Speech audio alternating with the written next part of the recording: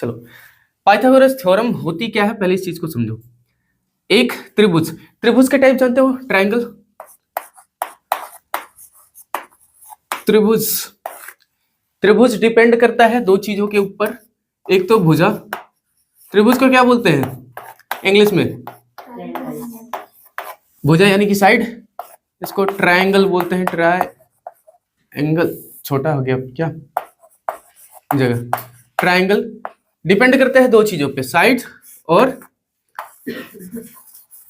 Angle, angle यानी कि कोण। साइड्स के हिसाब से भी इसके नाम रखे जाते हैं, जैसे समभुज, समबाहु त्रिभुज, क्या बोलते हैं, समबाहु। समबाहु का क्या मतलब होता है, एक ऐसा त्रिभुज, एक ऐसा त्रिभुज जिसकी तीनों भुजाएं बराबर हो, तो उसे क्या बोलेंगे, समबाहु। एक होता है समद्विबाहु,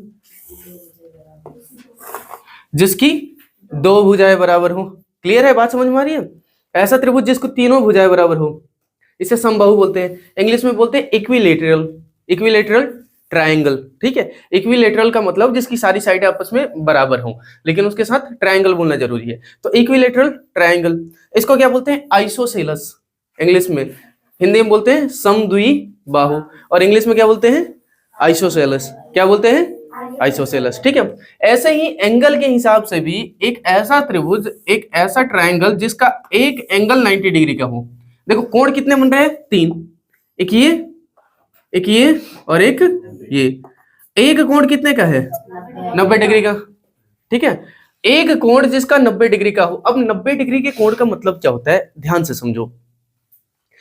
ऐसी जगह जहां पे एक आधार हो और इस आधार के ऊपर एकदम प्रॉपर एक ऊंचाई आई हो, उसे बोलते हैं, ये दोनों साइडें मिला के क्या बनता है, 90 डिग्री का कोण। जैसे ये जो स्टैंड है, ये जो फोन का स्टैंड है, मैंने इसको जमीन पे रखा है। मानो अगर ये जमीन का सरफेस ऐसा होता टेढ़ा, तो क्या मैं इसको रख पाता, नहीं रख पाता, फिर ये गिर जाता है ना। तो ये बिल्कुल शांति से खड़ा है, इसके पीछे का रीजन क्या है, क्योंकि जो नीचे वाला सरफेस वो बिल्कुल ऐसे जमीन के साथ है, सरफेस ऐसे, और इसके ऊपर ये जो स्टैंड है ये भी बिल्कुल उसके लंबवत खड़ा हो, परपेंडिकुलरली खड़ा हो। समझ में आ रहा है। तो ऐसे ही हमने क्या बोला कि एक लाइन है, जैसे देखो एक लाइन ऐसी है बिल्कुल सरफेस के साथ नीचे, और एक लाइन उसके साथ एकदम ऐसे सीधी आई हो, यानी कि दो लाइनें बिल्कुल एक दूसरे के सीधे कट करती हो ना ऐसे, तो ये दो लाइनें, तो ये इन दो लाइनों में बोलेंगे, एक को आधार और एक को बोलेंगे लंब, और यहाँ पे ये जो कोण बन रहा है, जो एंगल बनेगा, उसे क्या बोलते हैं, 90 डिग्री का। ठीक है, तो ऐसा त्रिभुज जिसमें एक कोण 90 डिग्री का हो, उसे बोलते हैं समकोण त्रिभुज, राइट एंगल्ड ट्रायंगल। क्या बोलते हैं इसको, right angled triangle. Right angle का मतलब क्या होता है, समकोण, समकोण को ही बोलते हैं राइट एंगल। क्या बोलते हैं, राइट एंगल। ठीक है, और इसका मतलब होता है 90 डिग्री का कोण, 90 डिग्री का कोण। जैसे मैंने तुम्हें आधार और लंब के बारे में बताया था कि आधार या लंब होने के लिए क्या, पाइथागोरस का नाम सुना है तुमने, बता देता हूँ। पाइथागोरस एक बहुत पुराने समय का मैथमेटिशियन यानी कि गणितज्ञ थे, मैथमेटिशियन जो मैथ्स की चीजें बताते हैं ना, मैथ्स की इक्वेशन वगैरह बताते हैं।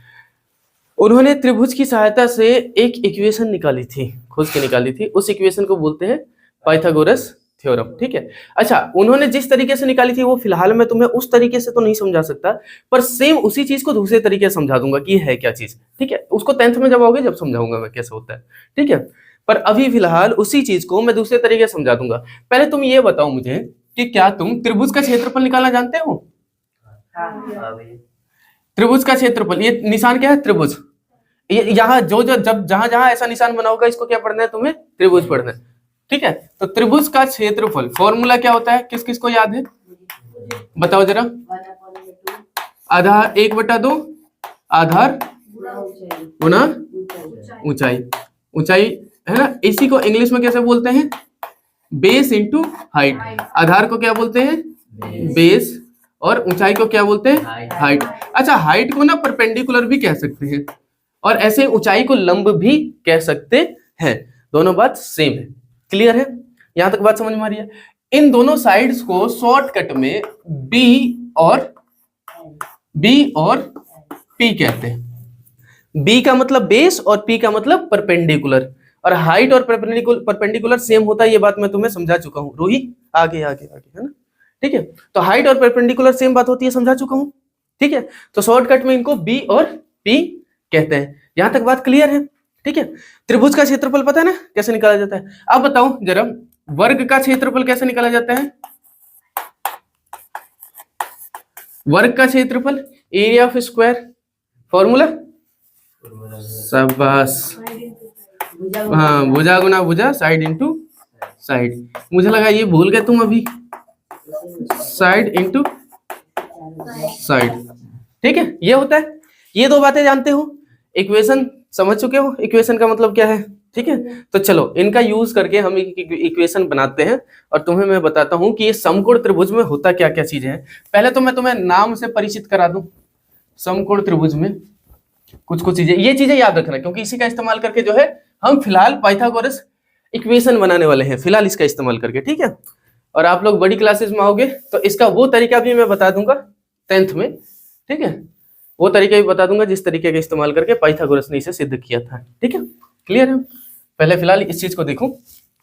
पहले एक बार त्रिभुज, ये हो गया त्रिभुज। एक त्रिभुज में ध्यान देना, एक कोण 90 डिग्री का होना चाहिए। 90 डिग्री का कोण मतलब दो लाइनें बिल्कुल एक दूसरे के लंबवत ऐसे सीधी होनी चाहिए। जहां पे 90 डिग्री का कोण है, ठीक है, जहां पे 90 डिग्री का कोण है, ये कोण जो बन रहा है इसके साथ दो साइडें हैं, दोनों में से किसी भी साइड को P और किसी भी साइड को B बोल सकते हो। एक साइड परपेंडिकुलर और दूसरी साइड बेस। अब ये तुम्हारे ऊपर है, तुम किसको बेस मान रहे हो और किसको परपेंडिकुलर मान रहे हो। पर ये दो साइड है, ध्यान देना, ये दो साइडें छोटी होती हैं और ये वाली साइड सबसे बड़ी होती है। सबसे बड़ी साइड ये है, इनमें से कोई भी बड़ी हो सकती है और कोई भी छोटी हो सकती है, पर सबसे बड़ी साइड कौन सी होती है? ये वाली। इसको बोलते हैं हाइपोटेनियस। क्या बोलते हैं? हाइपोटेनियस। हिंदी में क्या बोलते हैं? कर्ण। हिंदी में क्या बोलते हैं? कर्ण। पर उससे मतलब नहीं है, दिखाते किससे है? H से। H for hypotenuse. तो इसे क्या बोलेंगे? H। ये वाली साइड क्या हो गई? H। अब ध्यान देना है, 90 डिग्री का कोण जहां पे है, इसके साथ वाली दोनों साइडों में से किसी को भी P और किसी को भी B बोला जा सकता है। यहां तक बात क्लियर है? तो एक को बोल लेते हैं B, नीचे वाले को, और दूसरे को बोल लेते हैं P। कोई कंफ्यूजन नहीं है यहां तक? ठीक है,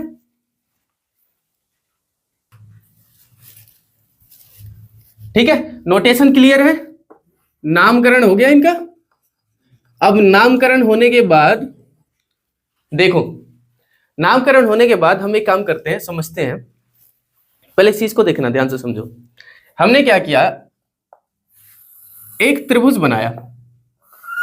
कौन सा त्रिभुज? समकोण त्रिभुज।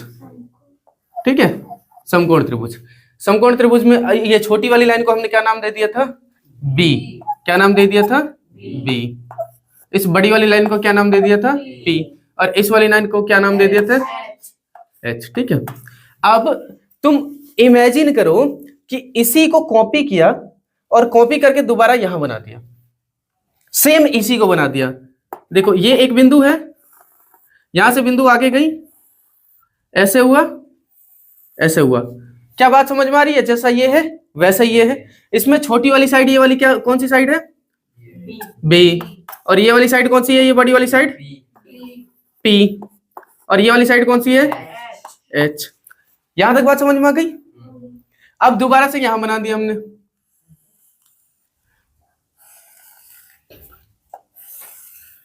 बताओ ये बात समझ में आई क्या? आ रही है समझ में? देखो ये वाली चीज ही दोबारा यहां बना दी। बड़ी वाली साइड P, ये वाली साइड छोटी वाली B, और ये वाली साइड H। और फिर एक और बना देते हैं भाई,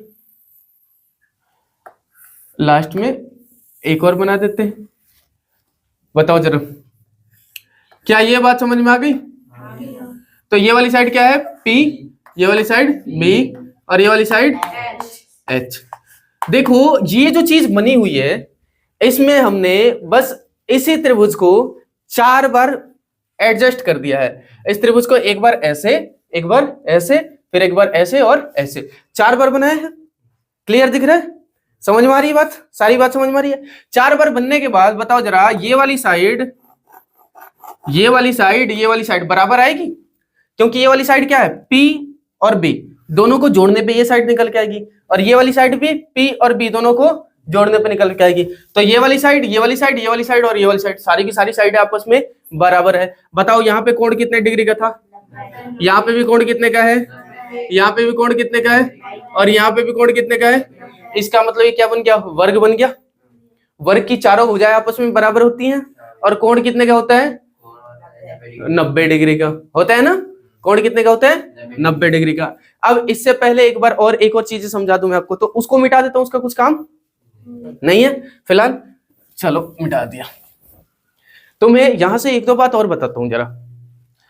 ऐसे समझो, अगर x प्लस वाई को गुणा करना हो x प्लस वाई से, तो ऐसे गुणा करते हैं। सबसे पहले तो क्या करते हैं, ब्रैकेट लगाते हैं। क्या करते हैं, ब्रैकेट लगाते हैं। x प्लस वाई को x प्लस वाई से गुणा करना है, तो x प्लस वाई के सामने ब्रैकेट लगा दोगे, और दूसरे वाले के सामने भी ब्रैकेट। गुणा कैसे करते हैं, रूही ध्यान से देख ले।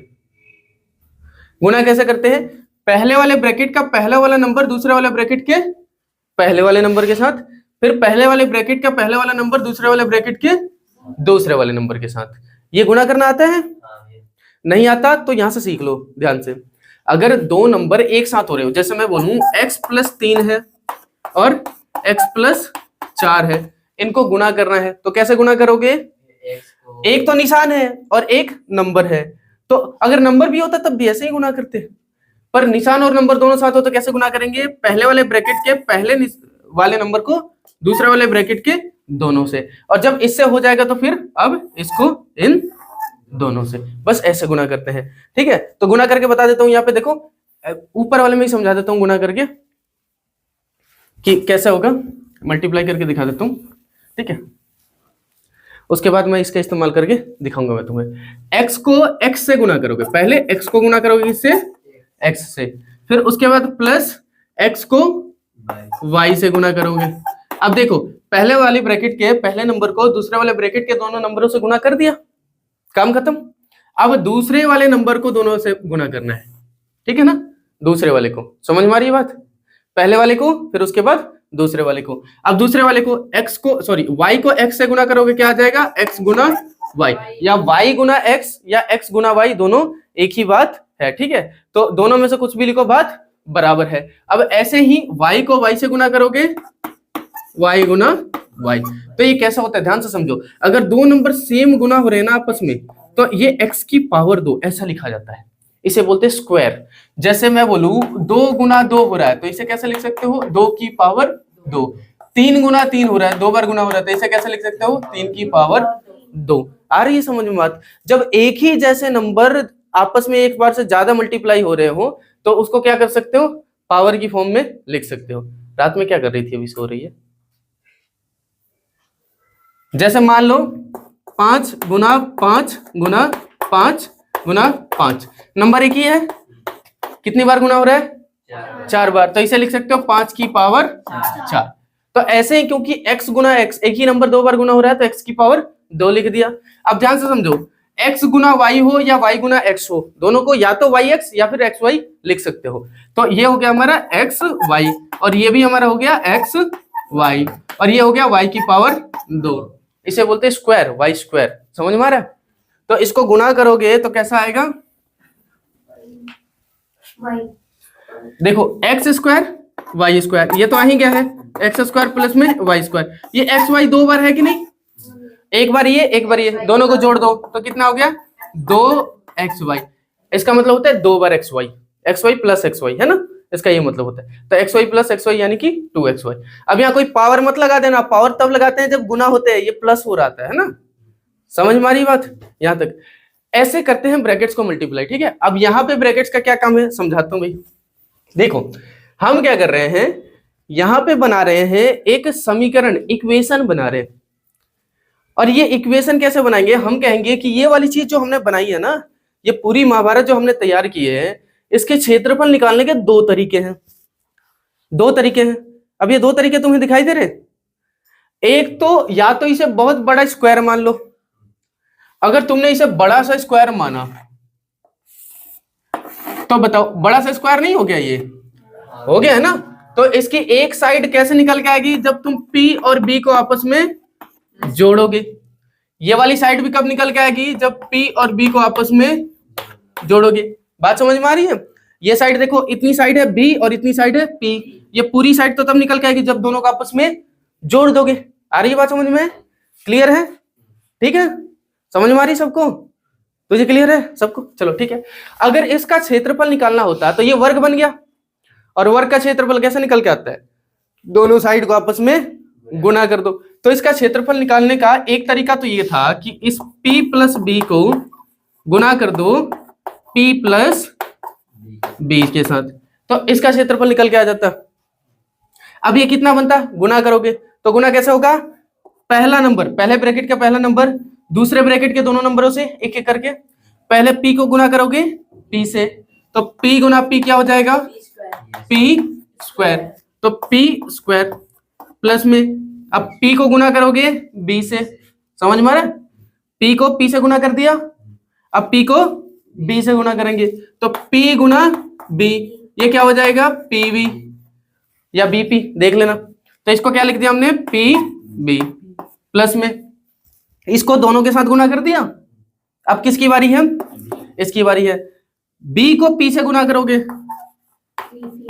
तो ये भी हो जाएगा bp, लेकिन इसे भी pb उल्टा ही लिख देते हैं क्योंकि bp और pb बात बराबर है। उल्टा क्यों लिख रहे हैं? क्योंकि दिखाई दे जाएगा कि दोनों एक जैसे हैं। तो इसको भी हमने लिख दिया pb, और अब b को गुना करोगे b से तो ये हो जाएगा b स्क्वायर।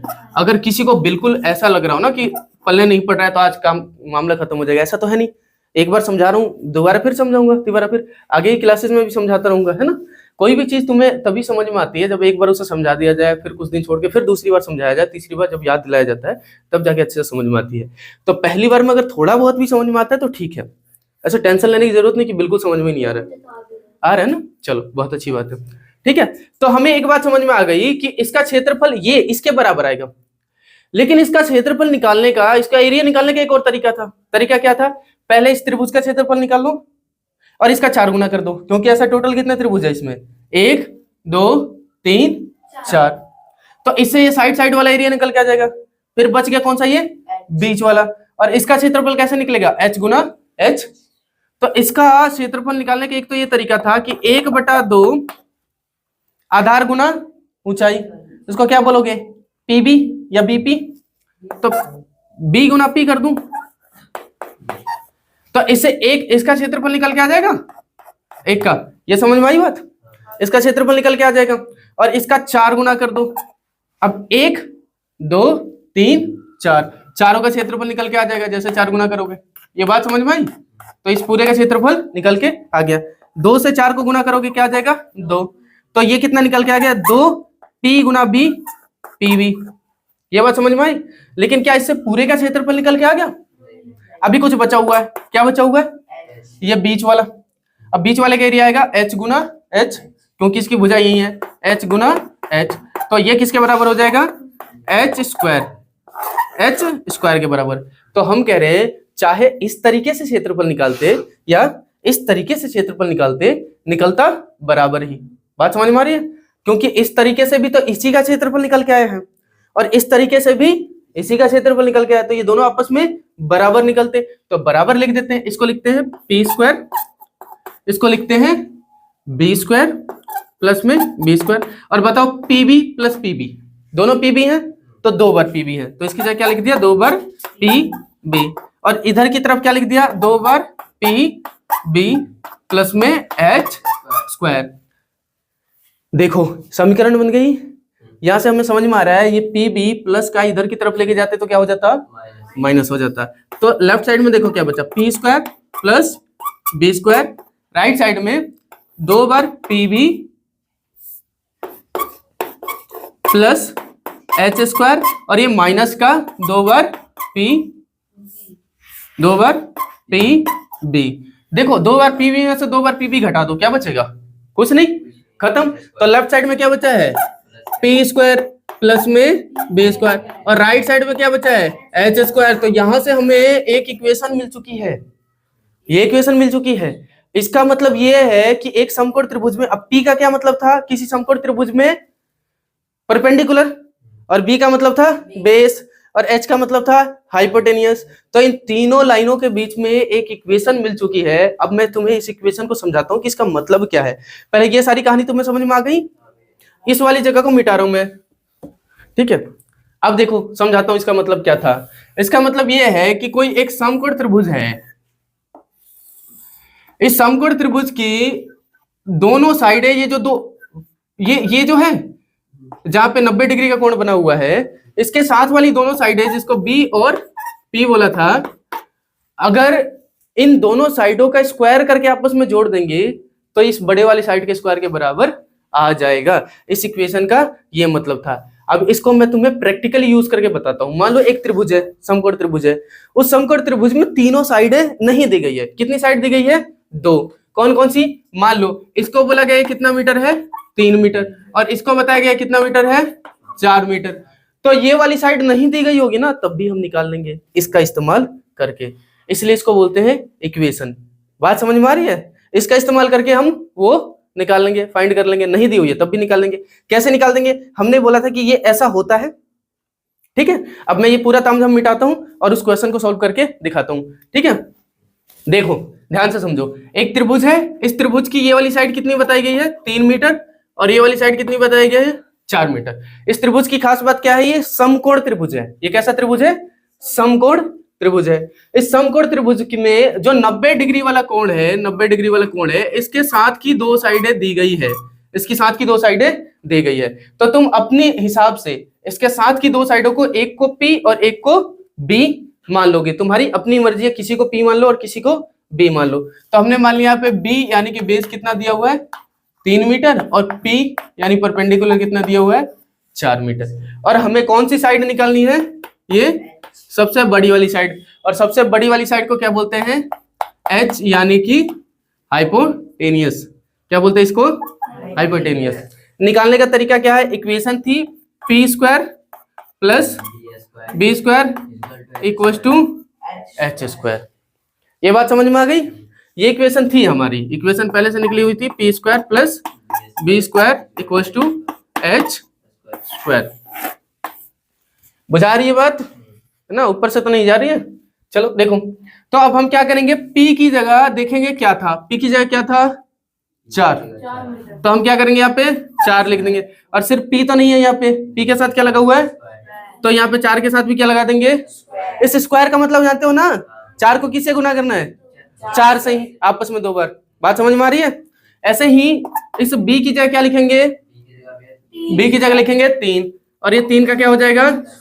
क्योंकि पहले से था स्क्वायर। और यहाँ H की जगह हमें पता ही नहीं है, तो H की जगह H स्क्वायर, ठीक है। अब देखो 4 का स्क्वायर करेंगे, 4 के स्क्वायर का मतलब क्या है? 4 गुना में 4, आंसर आ गया 16। स्क्वायर का मतलब इसी नंबर को 2 बार गुना कर देना है, तो यहाँ पे क्या आ गया? 16। ऐसे ही 3 के स्क्वायर का क्या मतलब है? 3 गुना में 3, तो कितना आ जाएगा?